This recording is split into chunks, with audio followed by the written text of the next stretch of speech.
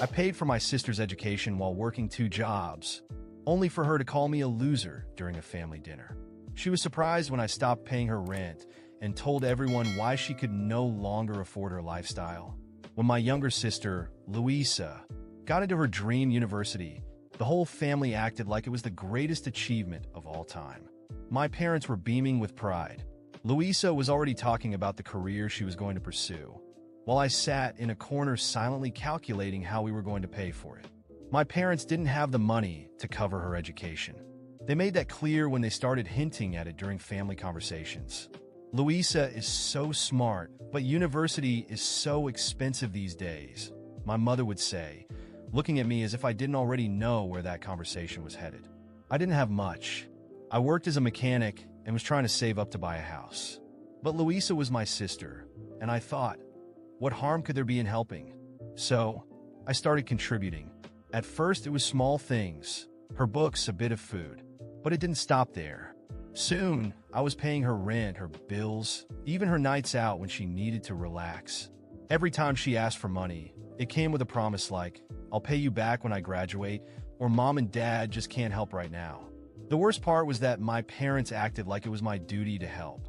Family takes care of family, they would say, as if I wasn't already killing myself working 2 jobs to keep them afloat. Louisa, meanwhile, acted as if the world revolved around her.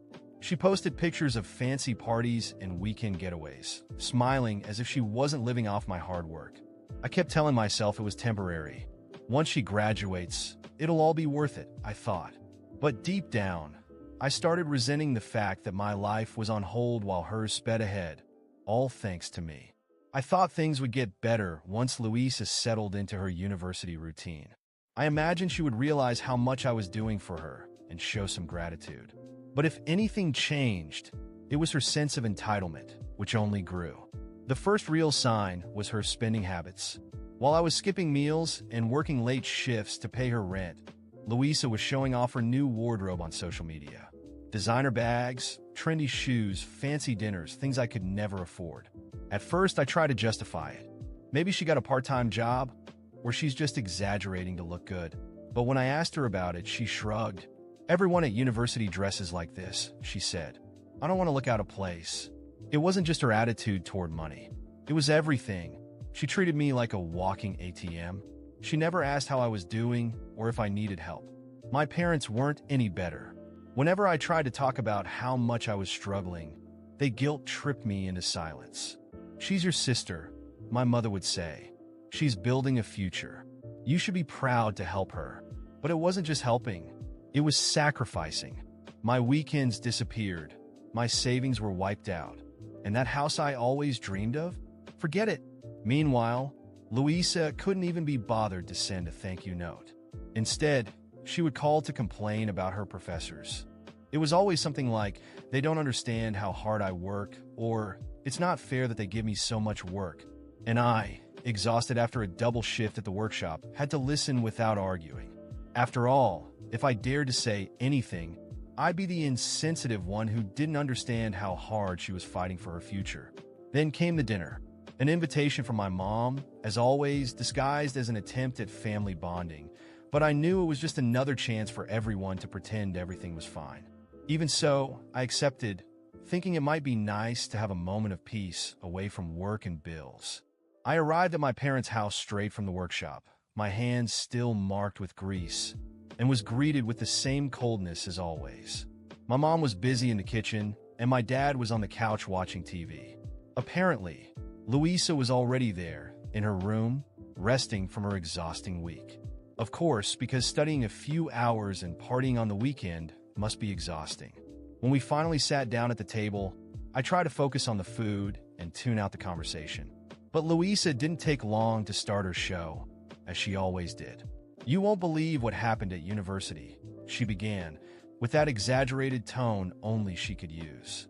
I had to redo an entire assignment because the professor said it wasn't up to standard, as if he knew anything. No one responded immediately. My dad let out a supportive grunt. My mom nodded her head, and I kept chewing, trying not to say what I really thought. But she didn't stop there. It's so frustrating.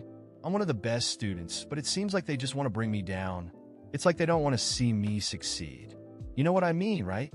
I took a deep breath, mentally counting to 10, but before I could stop myself, my mom decided to add fuel to the fire. Louisa, sweetheart, don't worry. You're brilliant, and we all know it. Some professors are just jealous of your potential. I couldn't hold back.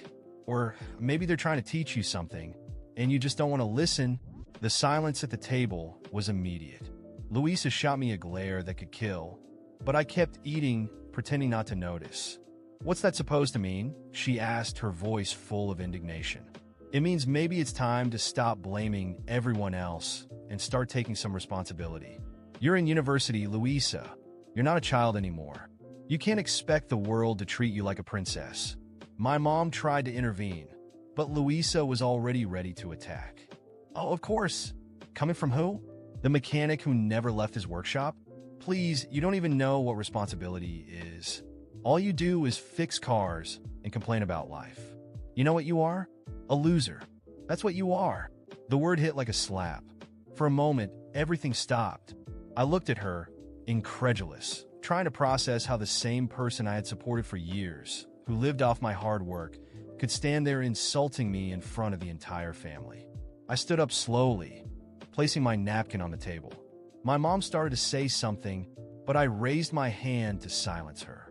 That's enough. I'm done. I looked Louisa straight in the eyes. You want to call me a loser? Fine. But you know what? This loser paid your rent, your bills, and even your damn parties while you pretended to be an adult. This loser gave up his own dreams so you could live yours. And what do I get in return? Insults. She opened her mouth to speak, but I didn't let her. From today, it's over. I'm not paying for anything else. I won't sustain your spoiled princess lifestyle anymore. Want to call me a loser? Fine, but now you'll have to figure out how to pay your bills on your own. Good luck with that.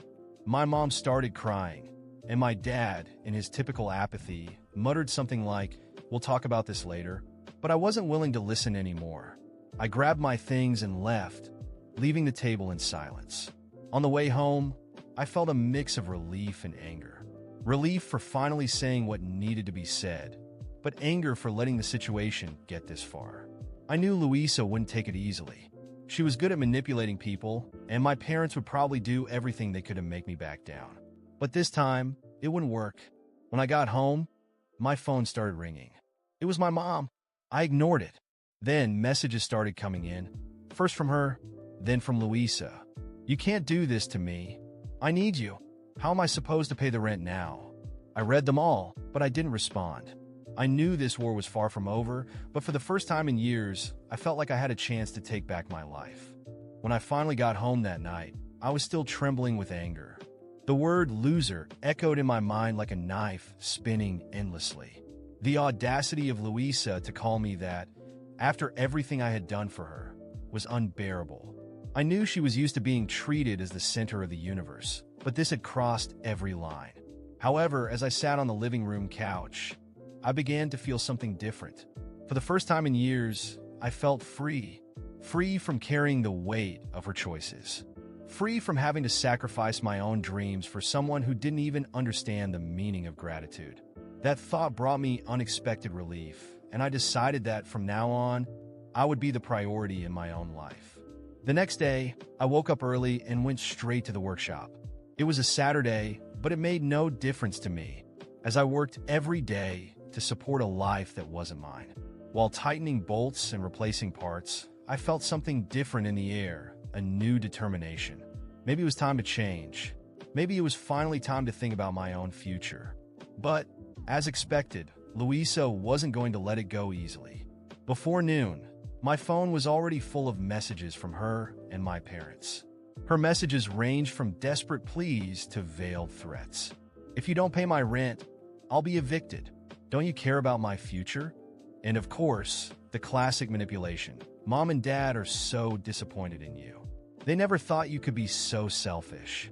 I took a deep breath and decided it was time to face this once and for all. I called her. When she answered, her voice was loaded with anger and contempt. "Finally, I thought you were going to keep ignoring me. How can you be so stingy? I can't believe you're actually leaving me in this situation. Louisa, I just want to know one thing. I began trying to keep my composure. Do you really think I'm a loser? She was silent for a moment, but she didn't take long to retort. Well, I was just being honest. I mean, look at you. You're stuck in that mediocre job while I'm trying to build a real career. I snorted, a short and bitter sound. So, you really think your life is better than mine? That I'm inferior to you because I'm a mechanic? It's not that, she said, but her voice betrayed the lie. I just think you could have done more with your life. Done more? I finally exploded. Louisa, do you know what I've done with my life? I've dedicated it entirely to supporting you. I paid for your university, your rent, your bills, your parties. While you were spending my money on clothes and trips, I was skipping meals and working double shifts. And yet, you think you have the right to look down on me? You have no idea what responsibility is. She tried to interrupt, but I didn't let her. Do you know what's more ironic? You're there, thinking you're superior, but who's going to be evicted now that I've stopped paying for everything? Who's going to have to learn to live in the real world without depending on me? And do you know what else? I'm done. Done being used. Done being the idiot who does everything while you live like a spoiled princess. There was a long silence on the other end of the line until she finally responded, her voice trembling. I just thought you wanted to help the family. I didn't know you felt so much hatred toward me. Hatred? I shot back. I don't feel hatred, Louisa. I feel disappointment. I feel sadness realizing you never saw what I did for you. And now, I feel relief because I've finally chosen myself. Before she could respond, I hung up. My heart was racing, but for the first time, I felt no regret. I knew she would have to face the consequences of her own arrogance. And as expected, she didn't fare well. 2 weeks later, I received a message from my mom saying Louisa had been evicted. Apparently, her amazing internship didn't pay enough to even cover half the rent. She tried asking her friends for help, but as is often the case with people like her, she had no one truly willing to sacrifice for her. Ironic, isn't it? Now she finally understood what I had done for her. My parents, of course, tried to intervene. My mom called almost every day, saying I was being cruel, that Louisa was my sister, and I had an obligation to help her. But this time, I didn't give in. I didn't answer, didn't back down, and let them deal with the consequences of their own choices. After all, who had decided I was responsible for her? Not me. Meanwhile, I started investing in myself. I opened a savings account, something I hadn't done in years. I started researching courses to specialize in advanced automotive mechanics and even considered opening my own business. For the first time, I had hope for my own future. And Louisa? Well, I heard she had to move back in with our parents, something she had sworn she would never do. I imagine it was a hard blow to her ego. But honestly, it was no longer my problem. Finally, I was free. And for the first time in a long time, I was ready to live my own life my way.